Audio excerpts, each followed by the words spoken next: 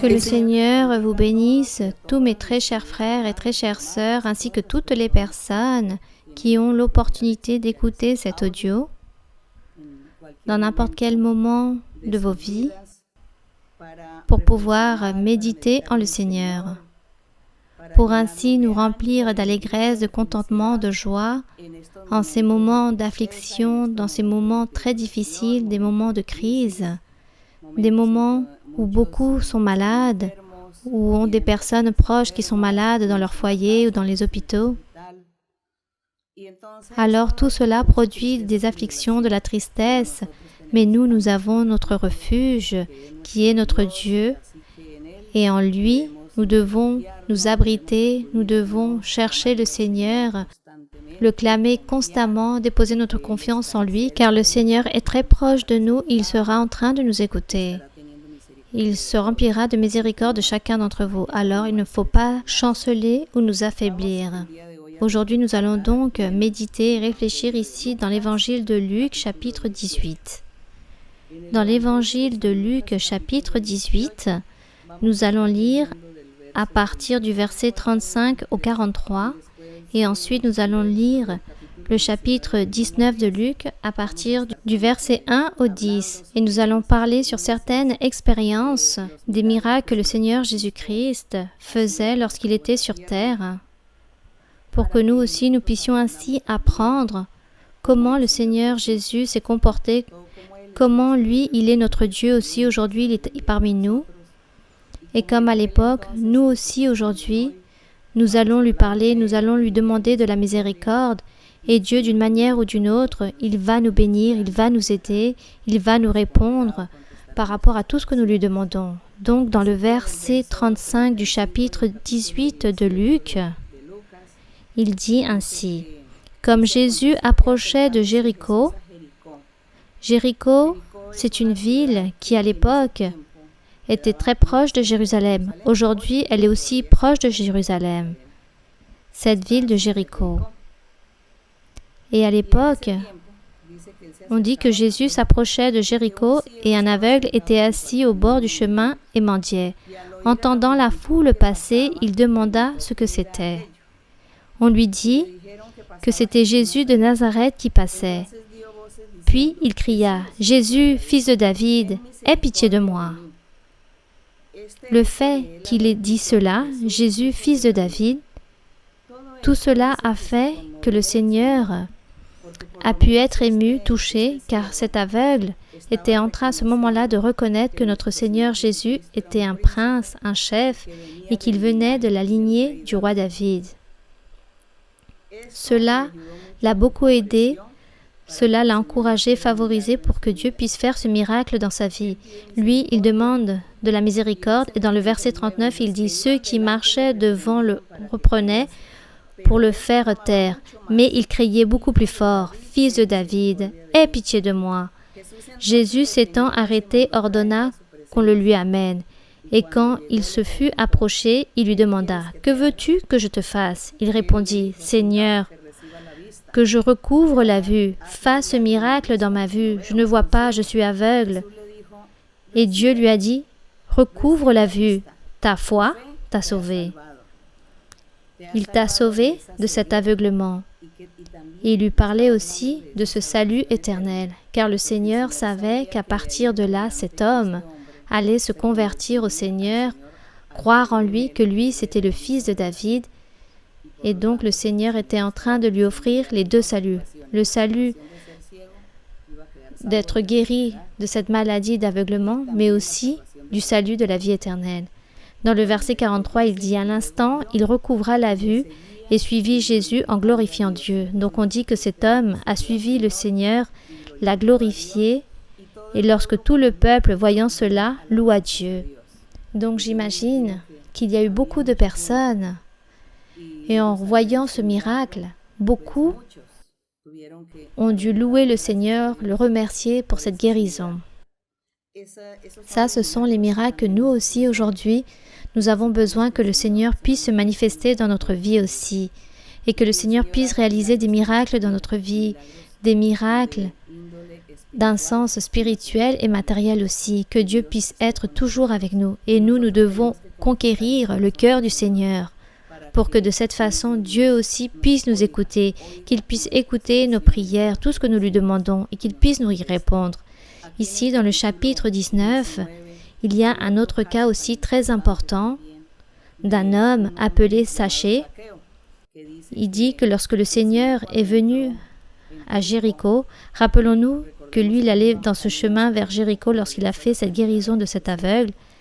Ensuite, Jésus est entré à Jéricho, traversait la ville, et voici un homme riche appelé Zachée, chef des publicains, cherchait à voir qui était Jésus. À cette époque, les publicains, c'était eux qui demandaient à qu'on paie les impôts. Donc, ce chef des publicains était riche. Et il essayait de voir qui était Jésus. Il voulait savoir qui était Jésus, car il avait entendu tant parler du Seigneur Jésus-Christ de Nazareth qui réalisait des miracles, cet homme. Alors lui, il a été curieux de savoir, de pouvoir qui était cet homme et de le connaître. Mais il ne pouvait pas y parvenir à cause de la foule, car il était petit de taille. Lui, comme il était petit, alors il ne pouvait pas voir le Seigneur, car il était entouré de beaucoup de personnes. Il courut en avant et monta sur un sycomore, un arbre, pour pouvoir le voir. Celui-ci y monta parce qu'il devait passer par là. Alors, ça, ce fut cette habilité de cet homme, Zachée. Il monta sur cet arbre, car il savait que le Seigneur allait passer par là et qu'il allait pouvoir le voir ainsi. Lorsque Jésus fut arrivé à cet endroit, il leva les yeux et lui dit, « Zachée, hâte-toi de descendre, car il faut que je demeure aujourd'hui dans ta maison. » C'est-à-dire que le Seigneur s'est auto-invité dans la maison de Zachée. Rappelons-nous que celui-ci était riche, donc le Seigneur a profité de cette opportunité pour pouvoir rester dans cette maison pour que celui-ci puisse l'accueillir et lui offrir de la nourriture avec ceux qui le suivaient. Et le Seigneur aussi vu cet intérêt de Zachée de vouloir connaître le Seigneur. Dieu a voulu, ou le Seigneur Jésus-Christ a voulu se faire connaître. Il a dit, je vais demeurer aujourd'hui dans cette maison pour que celui-ci puisse me connaître et aussi pour lui donner des bénédictions. Car le geste qu'il a eu de vouloir me connaître, alors le Seigneur allait le récompenser et allait le bénir. Ainsi fait le Seigneur aussi avec nous lorsque nous voulons connaître le Seigneur, lorsque nous avons avec tout notre cœur de vouloir lui plaire, le louer ou faire quelque chose pour le Seigneur, nous ouvrons la Bible, nous lisons pour pouvoir trouver quelque chose pour le Seigneur, quelque chose qui puisse convaincre le Seigneur que notre intérêt, notre souhait, c'est de vouloir célébrer, louer son nom. Voici ce que nous faisons. Nous voulons, avec tout notre cœur, ardemment le connaître, avec la Bible, avec la prière, avec la louange. Et ensuite, lorsqu'il y a cette opportunité d'aller se réunir à l'assemblée, à l'église, alors là-bas, nous allons aux enseignements, au culte, nous allons chanter des cantiques, des hymnes, lire la Bible avec tous mes frères et sœurs, les croyants. Et là, nous recevrons aussi la prophétie et Dieu nous parlera. Voici ce que nous allons faire, voici ce que je dois faire, voici ce qu'il faut faire pour pouvoir essayer d'attirer l'attention du Seigneur et dire « Seigneur, je suis très intéressé de vouloir savoir de toi, de connaître de toi, de voir ta main toute puissante, tes miracles, de pouvoir recevoir tes bénédictions. » Voilà, ce que Zachée a fait, nous aussi, nous le sentons dans notre être et lorsque nous le faisons de cette façon, alors Dieu immédiatement vient pour nous bénir, il vient pour se faire connaître, pour pouvoir demeurer avec nous. Et ça, c'est la bénédiction la plus grande qu'un être humain puisse recevoir dans sa vie. Alors, il ne faut pas chanceler dans toutes ces tribulations que nous sommes en train de vivre. Ici, dans le verset 6, il dit que Zachée se hâta de descendre et le reçut avec joie. Cette invitation que le Seigneur a fait lui-même dans sa maison. Voyant cela, tous se murmuraient et disaient « Il est allé loger chez un homme pécheur ». Tous ont commencé à parler, à critiquer en disant « Le Seigneur va entrer dans cet homme qui pêche ». Et tous s'attendaient que le Seigneur devait être avec les saints et les parfaits. Et les saints et les parfaits, il n'en existait pas. Alors le Seigneur est venu précisément pour sauver, pour sanctifier et perfectionner tous ces pécheurs, pour ôter le péché. Mais les personnes ne comprenaient pas cela, c'est pour ça que les personnes murmuraient. Et dans le verset 8, il dit, « Mais sachez, se tenant devant le Seigneur, lui dit, « Voici, Seigneur, je donne aux pauvres la moitié de mes biens. Et si j'ai fait tort de quelque chose à quelqu'un, je lui rends le quadruple. » Et Jésus lui dit, « Le salut est entré aujourd'hui dans cette maison, parce que celui-ci est aussi fils d'Abraham. Car le Fils de l'homme est venu chercher et sauver ce qui était perdu. » C'est cela. Le Seigneur, de cette promesse merveilleuse, cette bénédiction si grande qu'a reçue Zachée, lorsqu'il a dit « Aujourd'hui est venu le salut dans cette maison », oui, car le Sauveur est venu. Oui, il est venu pour enseigner, pour prêcher, pour sauver, transformer le cœur de Zachée en un homme nouveau, pour renouveler son cœur, pour devenir un homme saint et parfait pour Dieu. Et c'est pour cela que le Seigneur a dit, « Le salut aujourd'hui est venu dans ta maison », car lui et sa famille allaient se convertir au Seigneur. Et c'est très beau aussi le geste de Zachée. Lorsqu'il a écouté les murmurations, il a dit, « Seigneur, la moitié de mes biens, je les donne aux pauvres. » Il n'était pas en train de mentir, car le Seigneur savait que lui, il était sincère, il disait la vérité. Et c'est pour cela que le Seigneur est resté chez lui pour le libérer, pour le changer, pour le transformer et faire de lui un homme de Dieu. Et c'est pourquoi il lui a dit, lui aussi, c'est un fils d'Abraham. Il n'a pas dit c'est un fils des serviteurs de la loi de Moïse. Il a dit c'est un fils d'Abraham, de la foi, de croire en le Seigneur, d'accepter le Seigneur et le suivre dans ses commandements pour pouvoir obtenir la vie éternelle. Alors, on remercie le Seigneur pour sa miséricorde. Et aujourd'hui aussi, il existe beaucoup de Zachée. Il existe beaucoup de personnes qui vont recevoir cette bénédiction du Seigneur. Alors, je vous invite pour que vous puissiez continuer à lire la Bible. Continuez à lire la Bible. Ne vous démotivez pas. Ne vous désespérez pas. Ne vous remplissez pas de dépression, de tristesse, d'affliction, d'amertume. Lisez la Bible. Chantez à Dieu. Clamez le Seigneur. Dieu est très proche de chacun d'entre vous pour pouvoir vous bénir, alors que l'honneur et la gloire soient pour notre Dieu. Nous allons donc prier. Béni soit notre Dieu Tout-Puissant, Père Saint. Je te remercie, mon Père, pour cette opportunité de pouvoir méditer, de pouvoir réfléchir dans ta sainte parole, de voir, d'écouter et de lire par rapport à tous ces passages bibliques dans lesquels aujourd'hui tu te manifestes de la même façon avec d'autres personnes, comme tu l'as fait dans l'Antiquité. Aujourd'hui aussi, tu te manifestes avec beaucoup de personnes. Tu as béni, tu as fait des miracles, des prodiges, tu t'es manifesté dans beaucoup de personnes. Je te demande, mon Seigneur, il y en a beaucoup encore qui sont en train de souffrir à cause de diverses maladies, qui sont troublés par rapport à des malédictions, des sorcelleries, des envoûtements à cause du diable.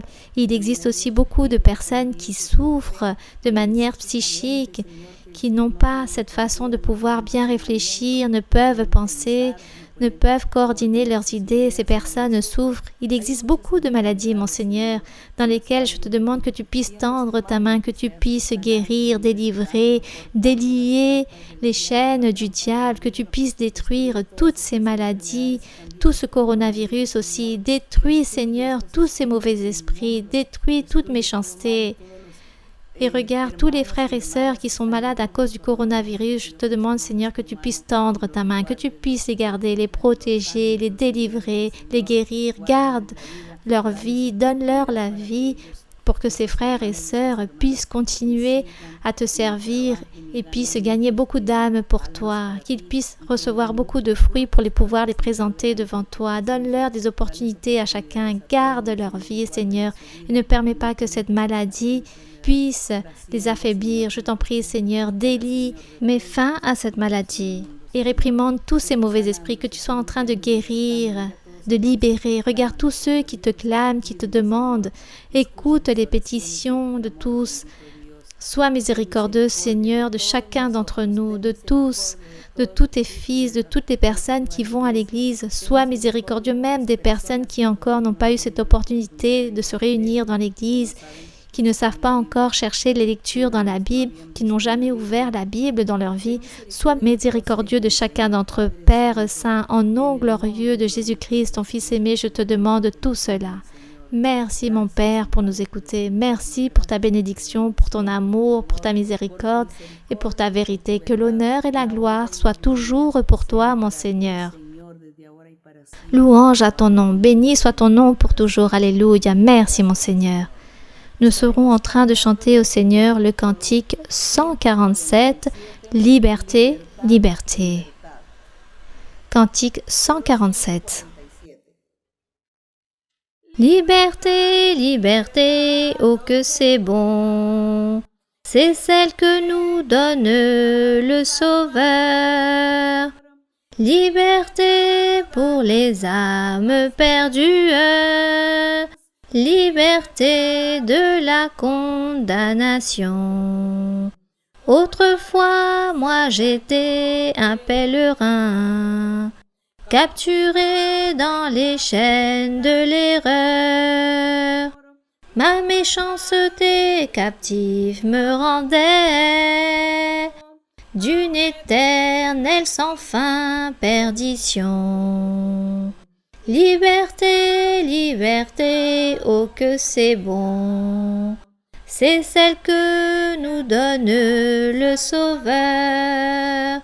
Liberté pour les âmes perdues, liberté de la condamnation. Autrefois, moi j'étais un pèlerin, capturé dans les chaînes de l'erreur. Ma méchanceté captive me rendait d'une éternelle sans fin perdition. Gloire à mon Seigneur, à mon Dieu Tout-Puissant. Merci beaucoup et que Dieu puisse tous vous bénir. Je vous aime avec tout mon cœur. Merci et à très bientôt.